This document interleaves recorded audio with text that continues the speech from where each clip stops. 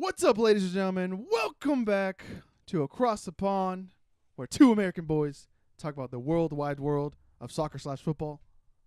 I am the host, Richard Rodillo, joined by the man with the noggin, Jacob Bullard. I'm back. How you doing, Jacob? I'm doing good. Had a good 2-week or so vacation Until the leg? until my leg got hurt. Yeah, so my leg hurts a lot. Not a lot, but No. Yeah, it's getting a little better. enough to bug me. Yeah. Yeah.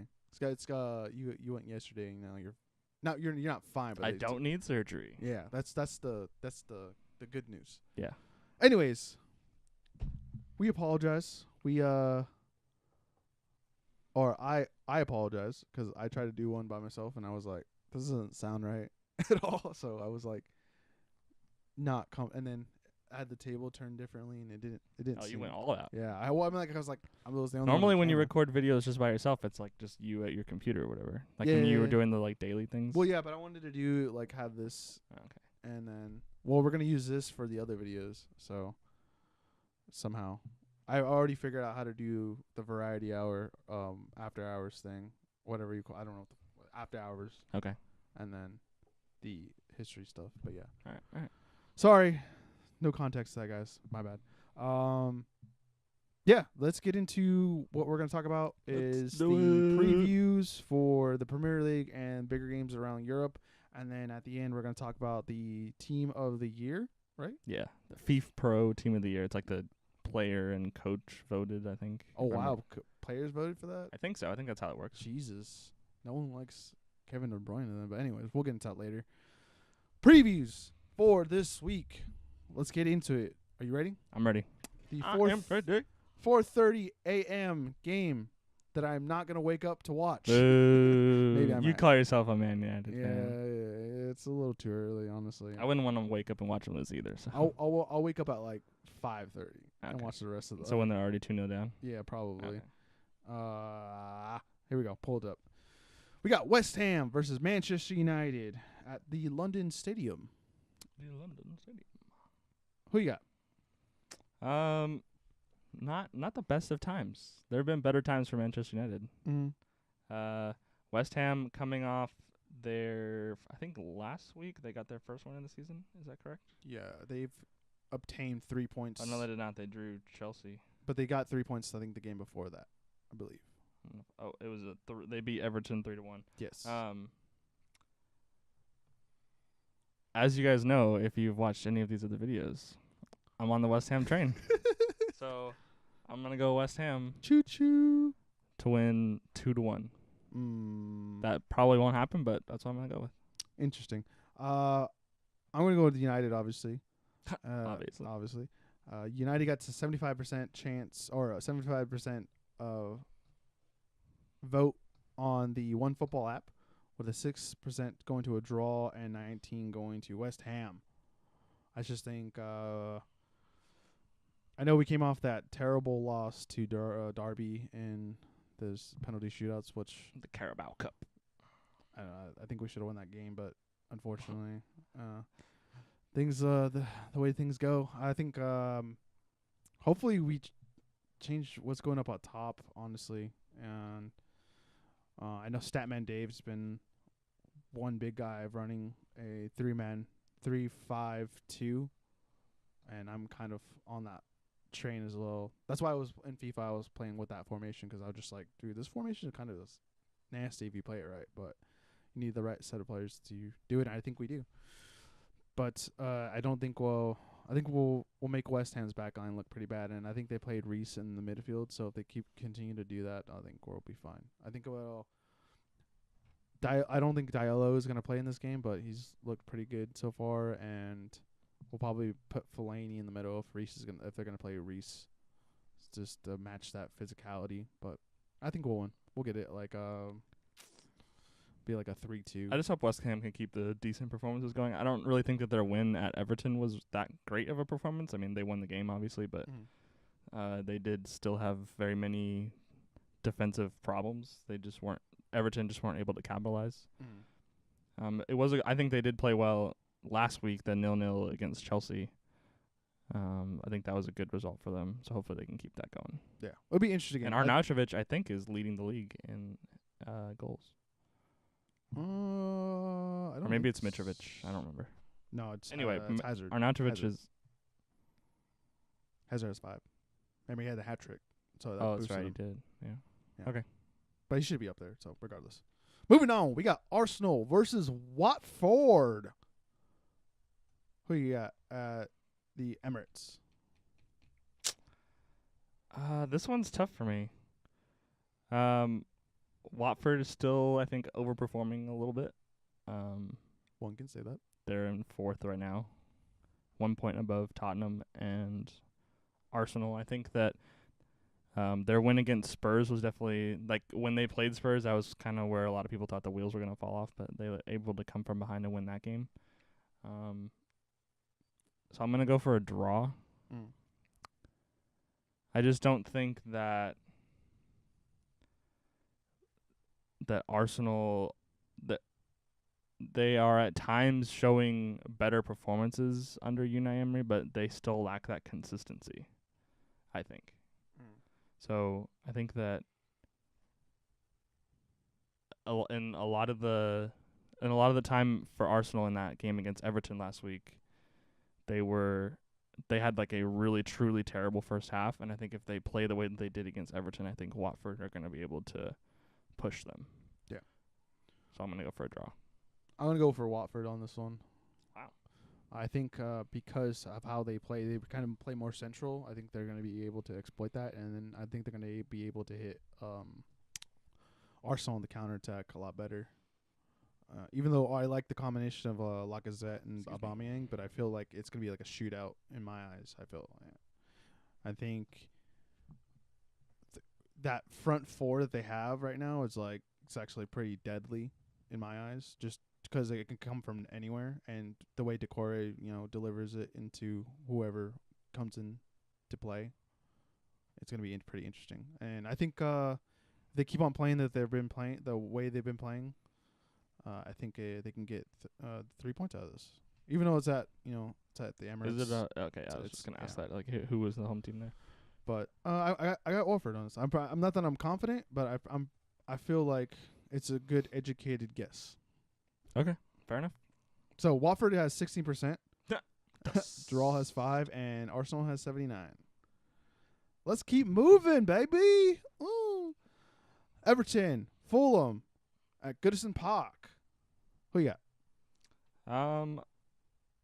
This is another tough game because I feel like both of these teams are, well, I think most people would agree that both of these teams are not playing up to expectations. I think, was Richarlison back this week, or is this the week Richarlison I is think back? he comes back this week. I looked at my fantasy team. So that'll be a big boost for Everton getting him back. And this is a home game for Everton at Goodison Park. So I think I'm going to go for Everton. For me, I think Fulham might be the most disappointing team. I guess that's kind of a lot to say because they were just promoted, but I still feel like even though they are new to the Premier League this season, that they're underperforming. At times grossly underperforming. They're not playing well against teams of their ilk. I think it's might be the back line. I think there's not enough organization. I think like what they got going forward with Schürrle and Mitrovic is like pretty good. Mitrovic seems like he's showing up to like every game and is causing problems. I got Fulham in this one. You're gonna go with Fulham? Yeah. I mean, yeah, it's definitely possible. I think that at some point Everton are gonna show that they are the serial 7th place finisher basically. Yeah. So I think that at some point they're gonna start showing that again. All right. Well, Fulham gets 23%, 9 to a draw, 68, right? Yeah, to Everton. I thought it was 66. Moving on. Huddersfield versus Tottenham at John Smith Stadium. Who you got? I have to go with Tottenham on this. Huddersfield were put to the sword. Have been put to a sword by a couple of bigger teams already this year. Spurs have been struggling, like that loss with Watford. Who did they play? I'm blanking on who they played lost last the Champions week. League too. They did lose in the Champions League, and they barely beat Brighton last week. Mm-hmm. So I think Huddersfield do have a slightly better chance, but Huddersfield is one of those, like, they don't have any goals really. I think they hadn't scored until like the 4th week of the season or something like that. Yeah, Them and Cardiff, I Yeah, think. because we were like, man, are they gonna score this Right. week? Yeah. So, but I'm gonna go with Spurs. Yeah, I'm gonna go Spurs too. It's I don't think everything's clicking, but I think that like Pochettino is gonna figure it out. You know, even though he has the same team he had last year. But I don't think there's much to say on how they're gonna win, because I think the goal's gonna come from someone, and they're like another team like Watford, where like you don't know who in the front is gonna do it, but someone's gonna supply a nice assist in there and then just finish it. So 90% going to Tottenham, 3 going to a draw, 7 going to the lone Huddersfield fans. Oh man, they got a lot of faith. Manchester City versus Brighton at the Etihad. Yep. Who you got? This is Manchester City. Obviously. City beat the absolute crap out of who was it that I didn't actually get to watch? Oh, Cardiff. Yeah. Last week. Really glad because I had Ederson in between the sticks for me in fantasy. It was pretty satisfying. Okay. Yeah. Yeah, I'm gonna go with Brighton. I think so. This is the end of kind of this run of 4 games that we had. Fulham, Newcastle, Brighton, and Cardiff. I think those were the 4 teams that we played. We're like all 4 of those games were like against recently promoted teams. So Newcastle probably wasn't. Oh, it was Wolves, not Newcastle. Anyway. So this is like their last game. Obviously, City stumbled in the Champions League, came back with the big 5-0 win at Cardiff, I believe. I actually don't remember now that I'm thinking about it. I wasn't able to watch it because I was on vacation. Anyway. I'm trying to think if that was a home game. Yeah, I don't think Brighton are going to be able to withstand the. What about Glenn Murray though? Nah. It's going to be 4-5-0. Maybe I'll give him. Actually, I'll say 4-5-1. No, give him 1. No, I have Ederson. I'm starting Ederson. Too bad. No goals. Too bad. We're always good to give up a goal. Yeah, but I got City. So in this one, and you basically explained why they're gonna win. We do have a bunch of. We're starting to rack up injuries though. We still have Kevin De Bruyne out. Mendy's out. Riyad Mahrez came off in the Carabao Cup with injury.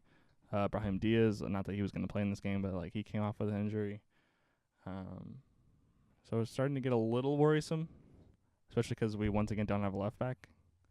Well, yeah, I think. Unfortunately, that Liverpool-Chelsea game wasn't a league game. Well, yeah, so that too. That sucks. Don't worry, they have a second chance coming up. Yeah, they do. 91% going to City, 2% going to a draw, 7 going to Brighton. Little Seagulls. Let's keep moving. Newcastle United, Leicester City, St. James's Park. Who you got? I've always been, this season anyway, have been kind of suspect with regards to Leicester because they seem to play well against big teams but can't play well against teams that are more on their level. Like they played well against United even though they lost that game. I think it's the possession and is the cause of that. You mean like they're not used to having so much possession? Yeah. Okay. I mean that's fair. So against Newcastle, like you kind of don't know what sort of Leicester you're gonna get, but I am gonna go with Leicester just because they have.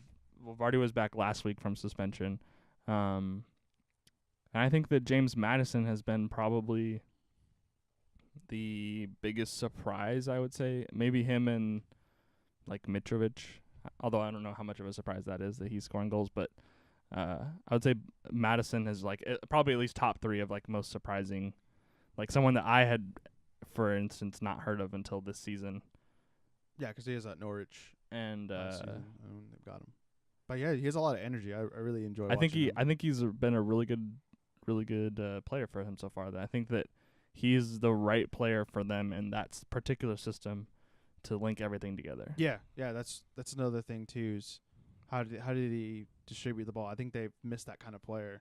Yeah, and that they're really benefiting off of him.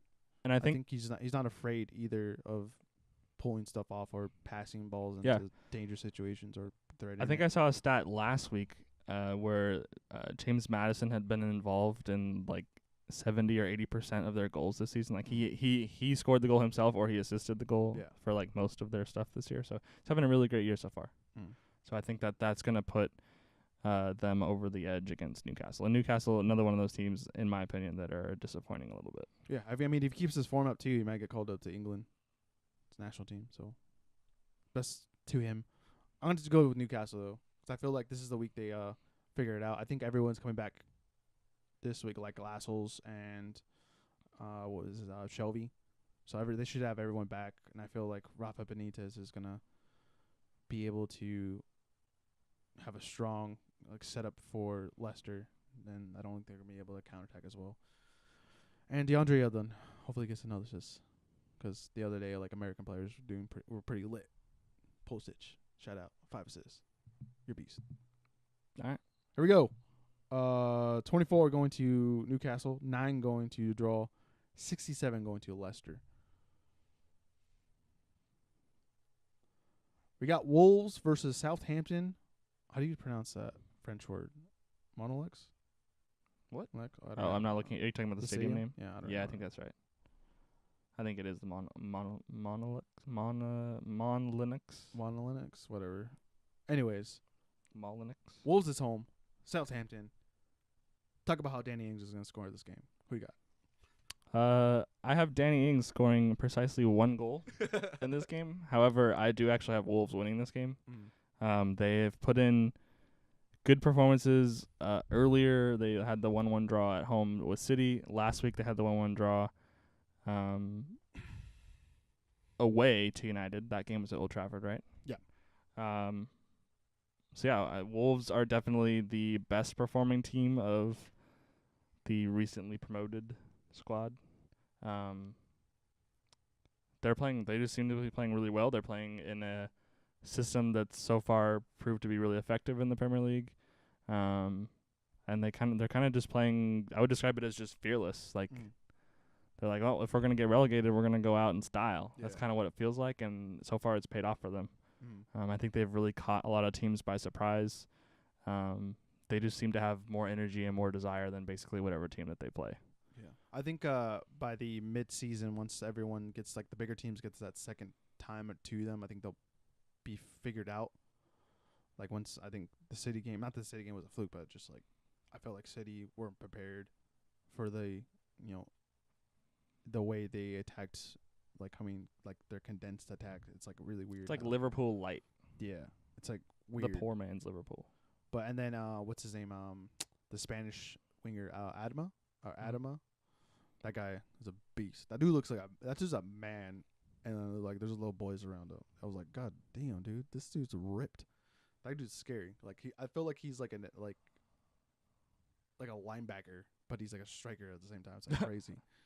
But anyways, I think I don't think Southampton is going to be able to absorb as much pressure as they want or they're going to need. But I think I see Danny Ings nicking a goal in here. Yeah, continuing his good form. 72% going to Wolves, 7 going to people starting to catch on. Draw. Yeah, I think it's Southampton too, and 21 going to Southampton. Let's keep moving, ladies and gentlemen. Probably the biggest game this week. Probably the biggest game so far this season. This one? I guess I didn't. You're going in a different order than what I have on my screen, but I'm going Chelsea. Liverpool. Okay, yes, yeah, that's why I thought you were going. I think this is the biggest game this season. What's been a bigger game? There hasn't been a Manchester Derby. Okay. I thought you meant coming this. I thought you meant biggest game this year. That's all I thought you meant. Oh no, the biggest game so far this season. Yeah, this is the biggest game so far this season. There hasn't been a derby. Yeah, there hasn't been a I mean, I know there's a London derby that happened already, but that was not. City Arsenal game was the first day of the season. Yeah. Second day of the season, first game. I'm gonna be okay with that. Chelsea versus Liverpool at Stamford Bridge. Who you got? I need Chelsea to win this game. Again? I don't know if that's gonna happen. Well, I don't know, 'cause I guess I didn't pay attention enough to see the sort of team that I did watch a lot of the Liverpool-Chelsea game in the midweek, the Carabao Cup game. Obviously, both teams were missing, at least in the starting lineups, missing like some of their bigger players. Hazard came on. Hazard, Pedro, and Salah came on later. yeah. Mane started up top. Firmino came on later. Shaqiri started up. So it was definitely B teams for both, but I think not B team. the teams like once the goals started, the teams that were on the field were more like the teams that we'll see. Yeah. This weekend, like because they both of them were starting to sub on like the bigger players. Mm. So, is this is at Stamford Bridge, correct? Mm-hmm. Okay. I don't think it makes a difference. I'm gonna go for a draw. I'm gonna go with Liverpool. I need Liverpool to drop points, so I'm gonna go for a draw. Yeah, I think after that performance with I think Jurgen's gonna be like, "No, dog, we're gonna crush these little blue guys. We're gonna turn them red." That's how I feel like that's what's gonna happen, regardless of the lineup. I think if they can exploit the mishaps of Jorginho and be able to cross, if they cross the ball in, with that backline of David Luiz and whoever they pair him up with, Seems to have been Rudiger most of the time this season. So seems that they're not gonna have an answer. I feel for that, and then with that pace that they have as well, going out on the wings, Aspilicueta isn't the fastest guy, and Marco Alonso it's gonna be a good matchup with him and Salah, but I feel that Liverpool's gonna be. I don't know that Marcos Alonso is a good enough defensive left back. Yeah. Well, I still think it's gonna be a great matchup to watch, in my eyes. Okay. Yeah. Because it's one of the best left backs in the world versus one of the best wingers at the moment. But One Football says 40% goes to Chelsea. Wow. 5 go to a draw, and 55 go to Liverpool. Okay, fair enough. This is the biggest game of the year. Cardiff City versus Burnley. I'm sorry. Dang, that's the only game on Sunday too. Holy crap. And I'll probably watch it. It's an early game. Cardiff City versus Burnley. It's at Cardiff City Stadium. Who you got? I'm going to go for Burnley. Cardiff are, in my opinion, the weakest team in the league. And Burnley put Bournemouth, a team that I think I had Bournemouth in that game if I remember correctly. I guess we wouldn't have actually been here to record that. I would have had Bournemouth for the record. Let the record show that I got that wrong by a lot. Burnley put 4 on Bournemouth. Yeah. So I think Burnley may be starting to figure it out a little bit. They're a team that finished very high at the table last season, obviously. So a lot of people thought that they would kind of be one of those guaranteed middle-of-the-pack teams now, or at least this season. And I think that they'll be able to continue. If they played anything like they played against Bournemouth, then I think they're going to easily dispatch of Cardiff. Yeah, we're going to see a Cardiff team that's going to have to be really organized. And I think they will, but I think Burnley will be able to get one in there. I really enjoy watching Burnley. I don't know why. Because, you have some great glimpses of, players have glimpses of, oh, damn, dude, that was all right. Brady. What was the guy? The Icelandian guy, Goodison or something, or Goodmanson. Goodmanson, yeah. So and you get a weird goal out of Vokes or something like that. So I really enjoy watching them, and I hope they continue the success. I wish Danny Ings would just go back to Burnley. Honestly, that team would be even more deadly. But as we both got Burnley in this one, 60% going to Burnley, 12 going to a draw, and 28 going to Cardiff. Okay. Last game for the Premier League, we got Bournemouth versus Crystal Palace at Vitality Stadium. Who you got? Crystal Palace. I've been picking against Crystal Palace a lot, I feel like, recently. It's not a bad thing. I don't think that Bournemouth are going to play as badly as they did against Burnley.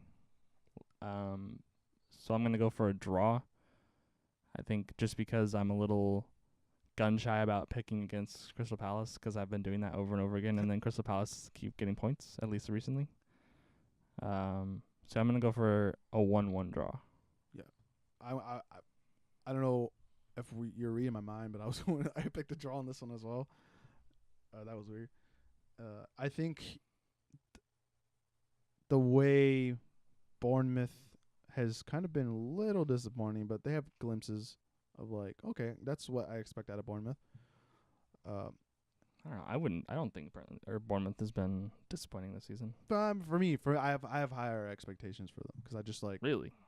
in the sense of like they should be not getting clobbered by Burnley like that. Well, obviously, I So think, stuff but like that game is the outlier this season. Well, like, there's been performances like in the sense like just stupid like little mistakes like Aki has had and stuff in the midfield. But like there's been glimpses of like staying with the ball like with I think it was Francis, I believe, that one, or either it was Fraser or Francis that like kept the ball in the box, or it looked like it was gonna go out and he kept it and he ended up with the goal. So like stuff like that.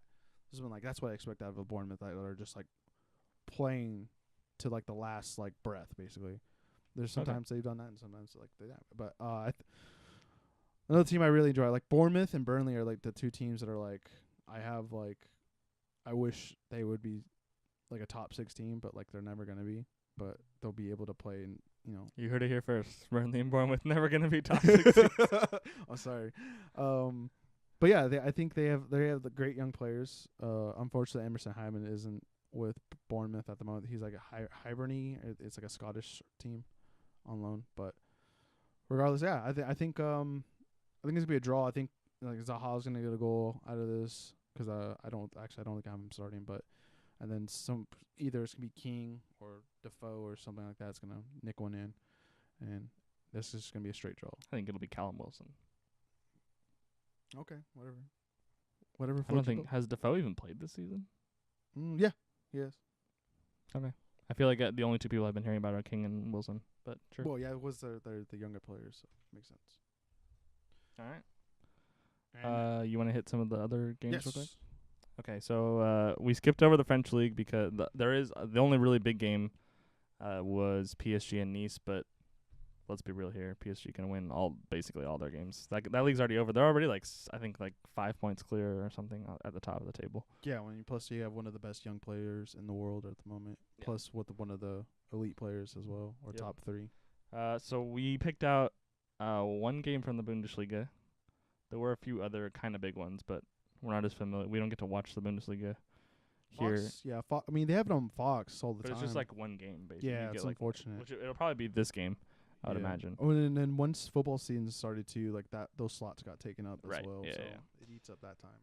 So from the Bundesliga, we have Leverkusen and Borussia Dortmund. I believe that game is at Leverkusen. I should have written that down. Let me look real quick.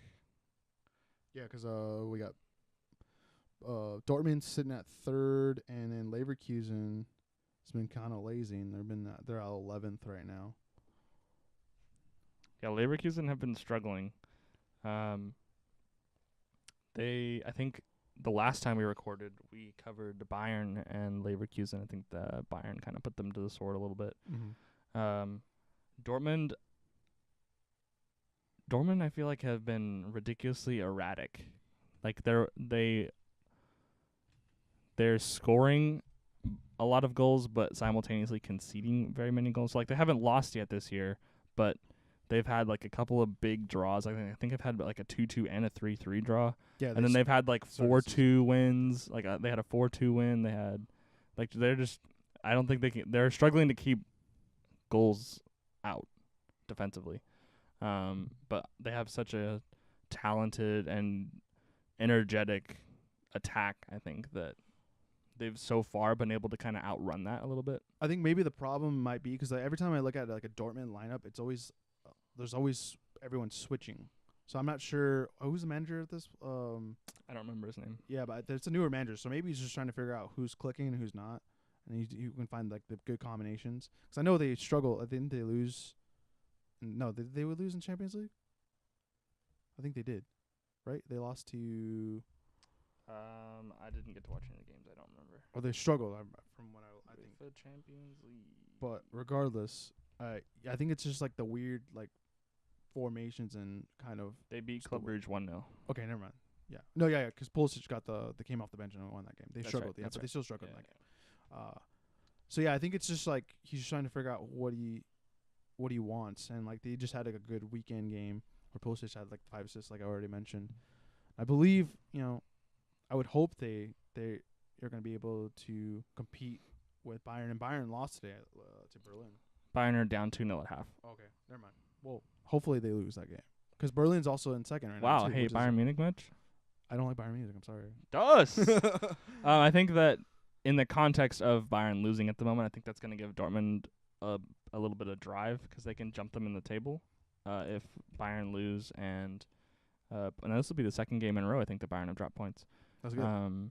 It's competitive. So I think that'll give Dortmund a boost. I'm going to go with Dortmund.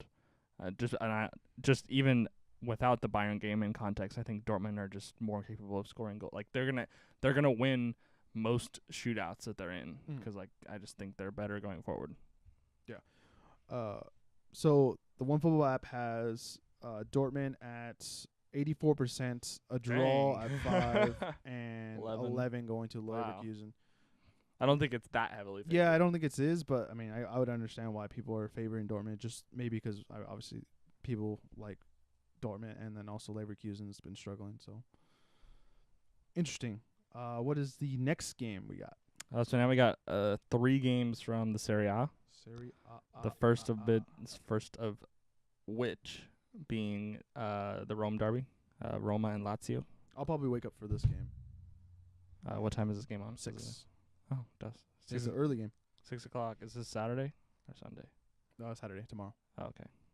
It'll be on during your United game. Rome derby. Roma have been struggling. Mm. A couple of losses, couple of draws to teams that they should be doing better against, in my opinion. I think they're. I just lost it right now. Hang on. I just think they haven't quite figured it out yet. I think there are a couple players that are struggling more so than normal, like Dzeko. They obviously have a little bit of a new back line. What's the name of that Spanish center back that they signed? They signed a center back? Yeah, I think so.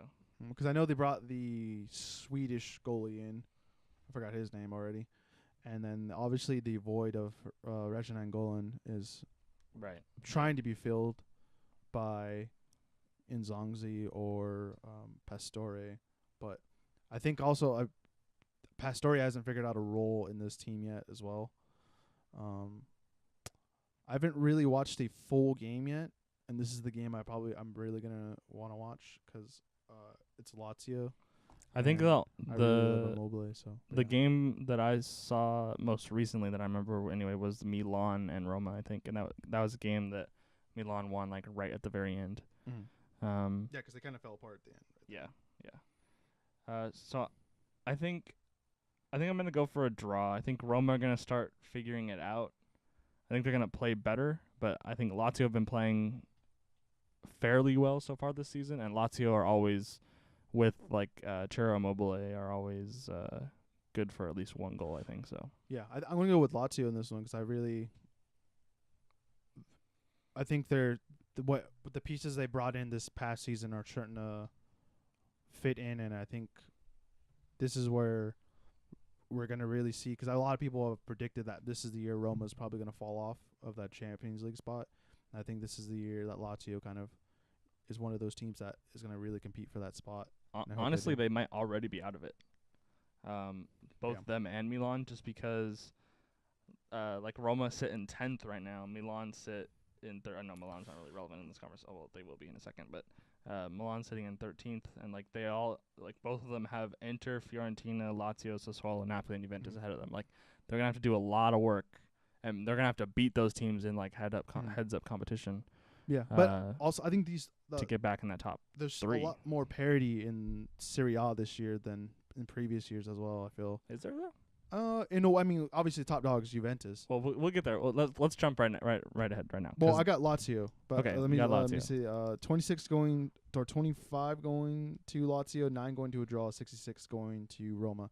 But yeah, again, Mobile is is a god. I love him. I'm gonna buy a kit. I haven't bought his kit yet, but Lazio always this is completely irrelevant, but in FIFA 19 right now, I'm using the Lazio home kit. The they're Lazio fire, have dude. lit kits. Yeah, and I'm gonna get a Mobile one, and they actually have like I've been enlightened on their actual depth, and I didn't realize how good they have. Like they should be a lot better.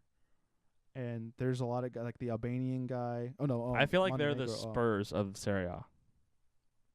Yes, They have a great striker, Yeah, and then like an unexpectedly solid team otherwise. yeah, and I hope this carries out, and I would want them to be competitive for the title, but I don't think they are. But I think I want them to be more competitive in the Champions League spots. But yeah, moving on to what was the other next game? It was the Napoli Juventus. Yeah, the next one is Napoli Juventus, which is 1 versus 2, first versus second.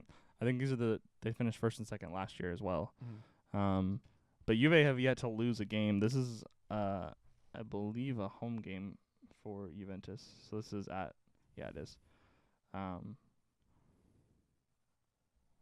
Allianz Stadium. Did they change the name of their stadium? Who? Juventus? Has it always been Allianz Stadium? I feel like that's not right. I think it might have changed recently. Anyway, so 1 versus 2, probably the biggest game this season so far in the Serie A.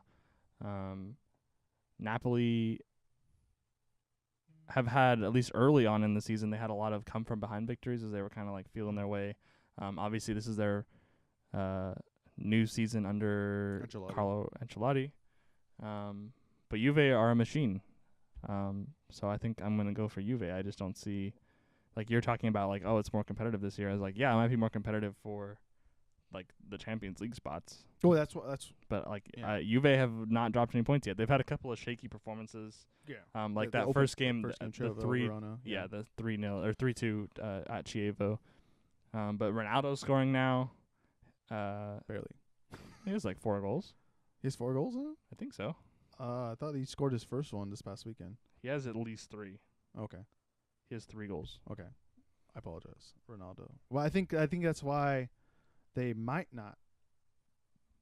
Because I'm going to go with Napoli in this game. All right. Because I really like Ancelotti. I like the system. I love the set of players that they have. I think going forward, I think they can really disrupt and play like Cancelo out of position. Who they have a left back or Juventus? Yeah, who they playing? Alexandro. Yeah. So I think they can play those guys out of position and get attack them on the wings with Callahan and with Insigne. And Insigne's having a great year so far. 5 goals. Just got one. I think Milik has a couple too. Yeah. So I think Ancelotti's got them at a point where they're going to be a lot more deadly and a lot more consistent, I feel. And even though they're missing, I think Jorginho is somewhat of a hole, but I think they're going to figure it out in my eyes, and I think they'll be able to squeeze out like a random like nicked goal, and it's going to be like kind of BS and win 2-1. That's okay.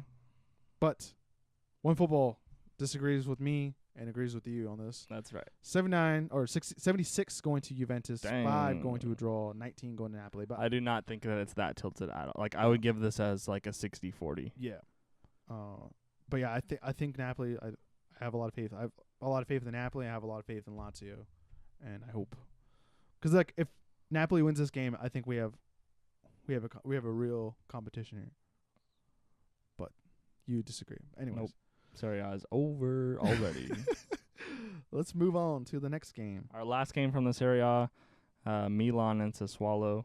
Ooh, Sassuolo. You're like really good. I'll let you have the floor on this one, I guess, because you're really big on Sassuolo. Oh, dude, they have been surprised. I've watched the Inter game, and I watched another game, and Boateng and Berardi don't give a dick about your defense and your backline, man. This team is just like so exciting to watch, and like this is like, this ESPN Plus like thing is like I've loved Serie A. It's been really nice. Yeah, I've actually watched. I've probably watched great like 8 to 10 Serie A games so far this year. Yeah. I don't like Milan in this game. because I feel like I don't know what it is, but they are always like unorganized in the beginning of the games. Like for every time I watched them this year, like I only watched them like twice, and I've only watched like halves, and like it feels like they're unorganized, and there's just like they just have too many there's too many like people getting in the way of each other. And I don't know why it is, and I don't even know who the manager is. Gattuso. Yeah. So I think honestly, in my opinion, that's part of their problem. Not necessarily that Gattuso is a bad manager, but I think they're giving him more of a leash because of his history with the club. And they brought back Paolo Maldini as like their senior advisor or whatever recently, and there was an article that I read on ESPN about how like that's a really big deal for Milan, that like it's just such a sign of improvement that like Maldini was willing to come back, cuz he played for them for like 20 years and then he went straight into the front office, and then there was a period of a few years where like he left because he didn't like what was going on at the club.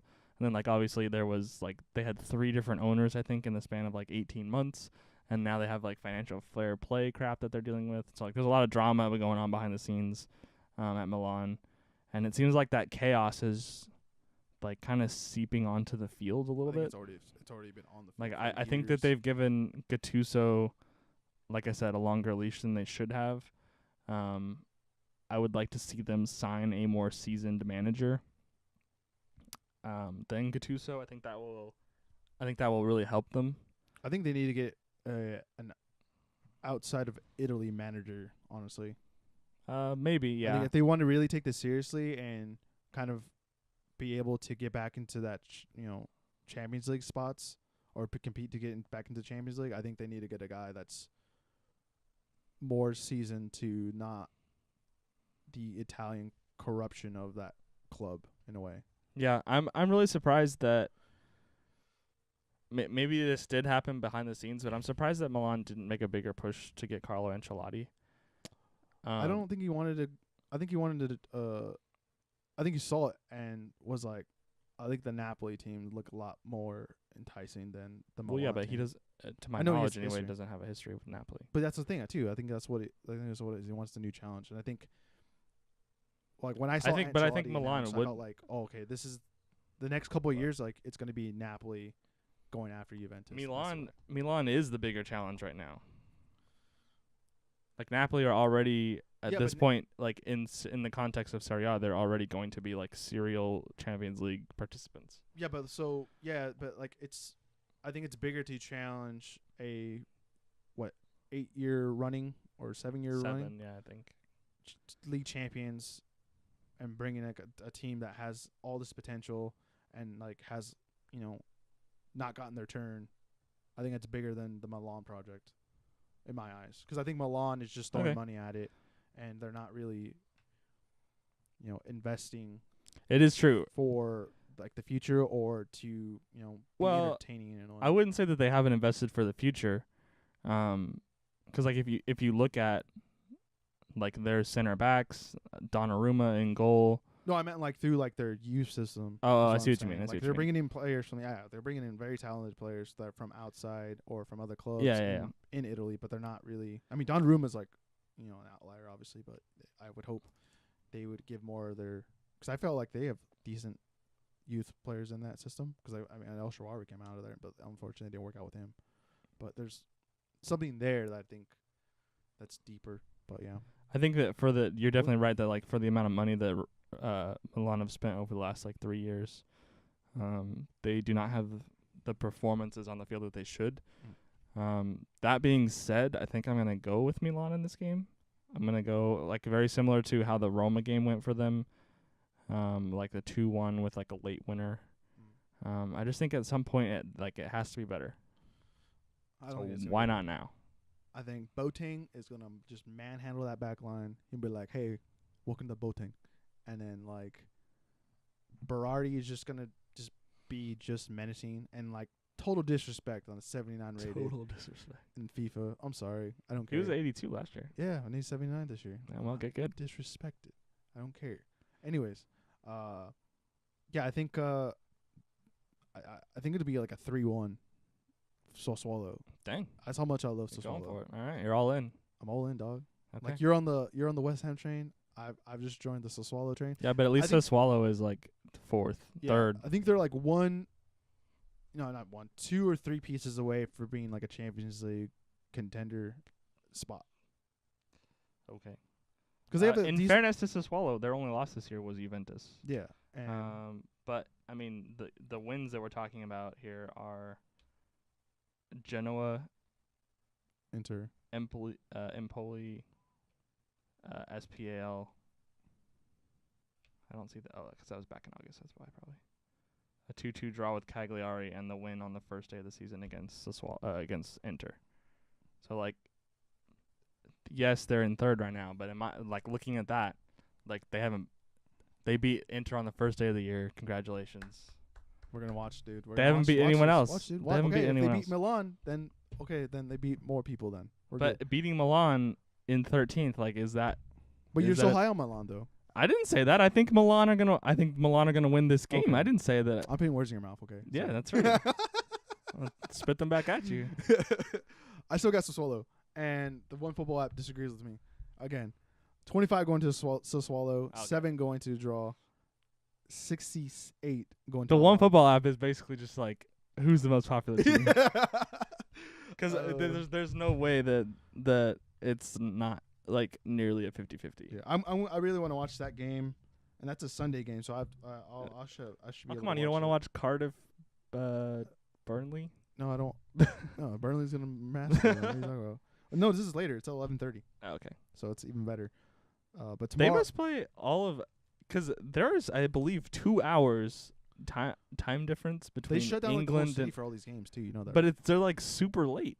They Yeah. must, because the time, there's I think 10 hours time difference between where we are and where these games are being played, and they're on way later here than the Premier League games. I'm gonna shoot at Italians. You guys are. Seems like you guys are really lazy and like you sleep in a lot. So this is probably why they have late games like this. But it's like a party, dude. I want to go watch because if it doesn't start till 11:30, like that's a 9:30 at night. The game is starting. Yeah, because like James said, like all the like when he was in Italy, when he was stationed out there, like the Milan, like everyone just shuts down, and like it's like the game, and or they would just everyone watches at home. That's like pretty cool though.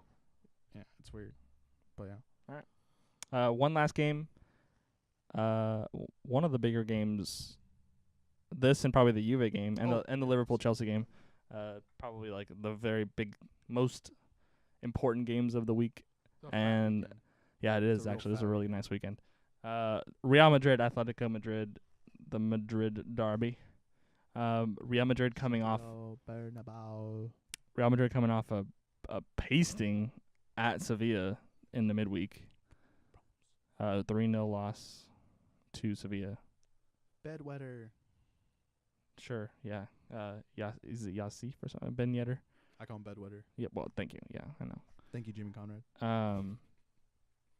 So yeah, who you got in the Madrid derby? Madrid derby, the first one of the year. I don't think that loss is gonna be as big as what we think. I think it might be a good thing for them. Reality check. You know, hey, you guys are not that invisible. You got to play. I think with I haven't looked at a Madrid or Atletico Madrid game yet, and like I've only watched like glimpses and highlights and whatnot, and I haven't really checked out their formation. Every time I see a highlight from them, it's always Simeone in a box because like he's not allowed on the field for some reason. So it's because he cussed out the referee and got sent to the stands. So it's like weird stuff like that, and it's been like multiple games where I've seen him in the stand. I'm like, why is this guy not on the pitch? What's going on, or on the sideline? But I think it's gonna be entertaining. I would hope that it is entertaining, and I don't know. I feel like it's gonna be a draw in my eyes. I don't know. I'm just not confident on picking either team just because of the way Madrid performed, and I feel like Atletico sometimes is inconsistent, and like I think you get a good team most of the time, but like there's moments where you get a team like that's Atletico Madrid. What's going on here? And I don't know. I feel like I would feel more comfortable with like a 1-1 or 2-2 draw in my eyes. So I'm gonna go with the draw. If I was gonna go for a draw, I would lean towards the 1-1 just because these games always tend to be kind of low scoring. But I'm actually gonna go with Atleti. Ooh. This is the second time they've played this season. Yeah, Anton Griezmann. This is the second time they played this season. They played in the UEFA Super Cup. I had Atleti in that game because what I said back then was that Atleti always seems to have Real Madrid's number, especially recently.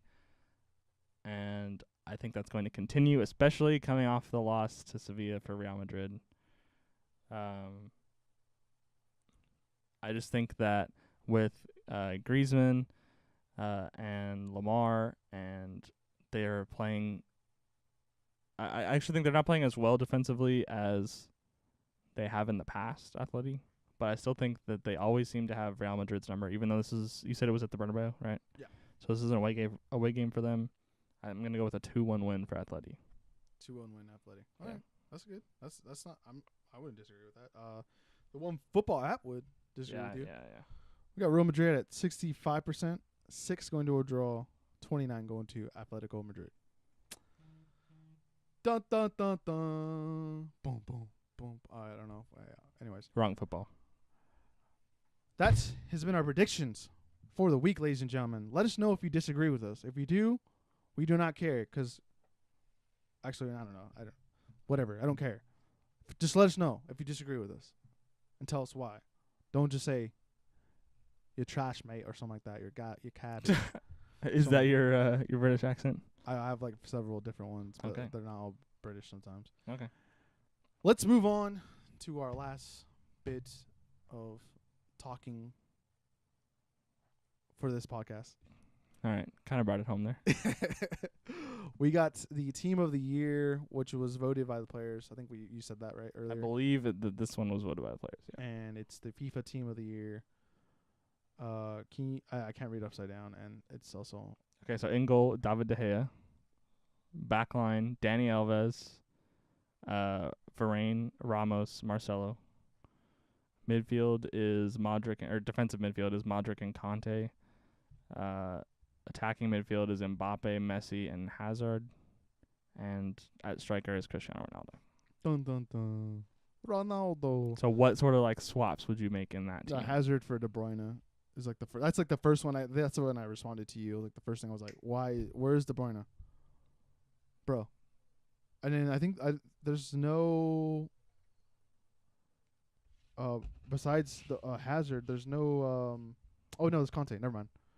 I was like, there's no other Premier League players, and I was like, easily, FIFA agrees with me as well that Kevin De Bruyne is far superior than Eden Hazard, in my eyes. Like if this team would not be better with Hazard on it. This team would be better with De Bruyne because he's not selfish. First off, but well, but you're not actually playing with this I know, team. but That's like not my eyes, I'm like all I'm right, playing this fair team. enough. Whatever. Mbappe, I don't have a problem with him there. I think he deserves it. I don't know if anyone wants to make a case for De Gea not being in it, but I would understand if someone tries to make a case for that, just because I guess some people didn't like his World Cup performance. Dani Alves, I don't know if anyone would make a shout for. I really enjoyed Munir this past year. I think he had a great year. I don't know anyone else. The name I would put forward at right back is probably Joshua Kimmich. Yeah, I was gonna say Kimmich is like the only other guy I could think of. Backline makes sense. Varane, World Cup. Ramos has always been there, and he's been. I don't know who else you would want to put in there. Sorry to jump back to right back real quick. I know this is like a very biased opinion, but I would hope that Kyle Walker was at least close to making it, because he was the right back for like a record-setting Premier League team. And a World Cup semifinalist. Yeah, I think another shot would be at Trippier. I think maybe you might have got something just because of his World Cup performance, and then he had a pretty gnarly year. Center back. I can't think of anyone off the top of my head really. That I don't really have a impressed problem me. with center back because like Real Madrid winning the Champions League. Yeah. And then Varane winning the World Cup. So like I don't really have a problem with that. Yeah. Marcelo, I think makes the most sense off the top of my head. I don't think Marcus Alonso can make a case. David Alaba. I don't think he's kind of been just stagnant, kind of just like Just He's just there. Yeah, on a great team, unfortunately. Yeah. And I think, I think he can get better if he plays in the midfield, but I don't think that's ever going to happen at Munich, even though he plays midfield for Austria. But yeah, Marcelo, yeah, makes the most. I mean, I think maybe Hernandez might make a case just because he won the World Cup, but that's pretty much it. I don't see anyone else really close to him. Midfield Conte. N'Golo Conte, dude. I love that guy. I actually don't have. I think if I was making this, Conte wouldn't be in it. Oh, I don't know. I wouldn't. Conte would have been in it like a couple of years ago when Leicester won the league, or maybe his first season with Chelsea. Well, maybe that's why. Maybe that's why they put him in. But also, I think that he had a great World Cup. Modric's obviously it's like that's a given. Come on. Yeah. Luka Modric should 100%. I mean, maybe Toni Kroos would like fill in for Conte, or if you would be able to have a front three, and then take one of the whoever else up top, or maybe take Hazard out and then put Toni Kroos in there. Yeah, Mbappe, I don't see a problem with that. I think he's like the next guy that's gonna fill in for Messi or Ronaldo. Looks like. And Neymar, I'm happy he's not on this because he does not deserve to be on this list, unfortunately, or on this in the squad. I don't think he even deserves to be on the bench. Messi and Ronaldo. I mean, Messi had another. I don't know if he broke any records, but he had another solid year where he was the leading goal scorer. Yeah. It wasn't like a record, but like I think he had the most league goals. And then like the combination of that and his assists, he's like this. It's just ridiculous on how he can just be able to produce that year in and year out. It's like ridiculous.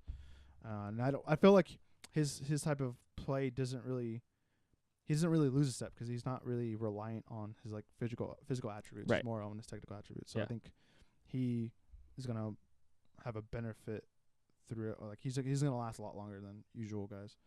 And Ronaldo, it's Ronaldo, dude. I mean, I think the only guy that you could probably put up top there that people might be a case for, but people probably don't. Maybe Bale, just because. Get out, leave, stop. No, I'm saying people might make a case for Bale. What case can you make for Bale? He only played like half the games for Real Madrid. That's what I'm saying. It's like no. You're giving that basically because he scored a bicycle kick in the Champions League final. Yeah. No. I was saying. Anyone else up top that I could think of that might make a case? I mean, we already talked about Kevin De Bruyne. Someone in the Serie A. I don't think anyone in Serie A can really make a case just because I don't think Dybala's ready for that yet. I wouldn't have gone with Dybala. Yeah, I don't think he's not ready. The three that I would pull from Serie A would be Insigne, it would be Dries Mertens, and it would be Mauro Icardi. Those would be but like none of those three I don't think are ever really going to make it. Like I said, if I was making this list, well, De Gea in goal is obvious, but like whatever Dani Alves had, like Dani Alves has some serious blackmail going on to like still he doesn't even play all of the games for PSG. Yeah, like Munier, like you brought up Munier, like Munier played probably at least half of the games at right back. I think he's a better. So like I have no clue what's going on there with Dani Alves still at right back. I have no problem with anyone else on the back line. Luka Modric has had a fantastic season. They lost the World Cup final. But won another Champions League with Real Madrid. So like he's definitely shown himself as probably the best midfielder in the world. Mm-hmm. I would not have N'Golo Kante, not based off this year. I don't personally think that he had that great of a World Cup. And he did not have a good season at all with Chelsea. And they finished in 6th in the league, 5th or 6th in the league last year. So like I think that's probably where I would put De Bruyne in. Because like I don't really think of Modric as a holding midfielder either. Yeah. So like I'd probably put De Bruyne in there. So I would have Modric and De Bruyne, and then Mbappe, Messi, and I would put Mo Salah. I think you can't ignore the season that Mo Salah had for Liverpool. We'll see like how he's able to if he's able to replicate those sort of performances this year. He's had the same amount of goals, or he's like one behind like the exact from last year. Of where he was last year. Like so, I don't think he's just warming up. Basically, I feel.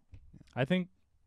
I think there's a little bit of reason to be concerned, not for Liverpool as a whole, because I think like for example, Sadio Mane is doing much better he's doing much better this year than he was at this point last year.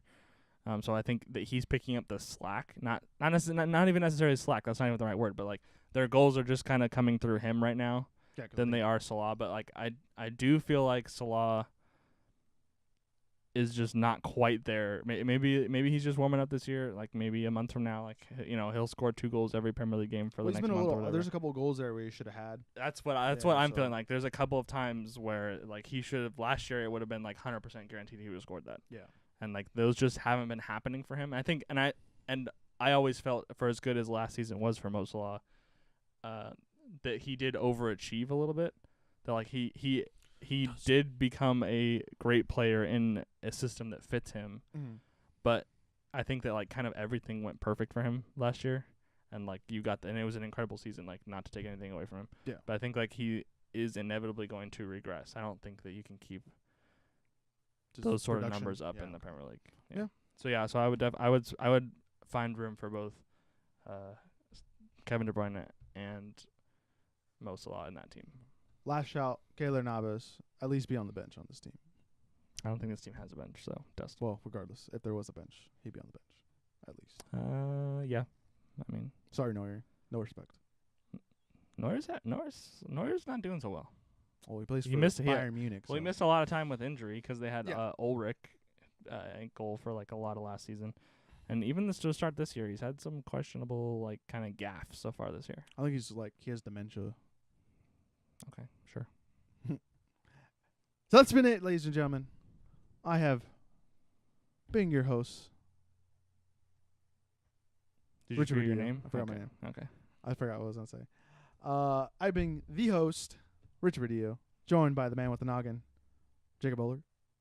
Thank you guys for watching the podcast where 2 American boys talk about the worldwide world of soccer/football. Go ahead and like the video. Go ahead and subscribe. Go ahead and share this with all your invisible friends that love the worldwide world of soccer/football. And we'll see you guys next time. Deuces. Deuces, magooses. Bye.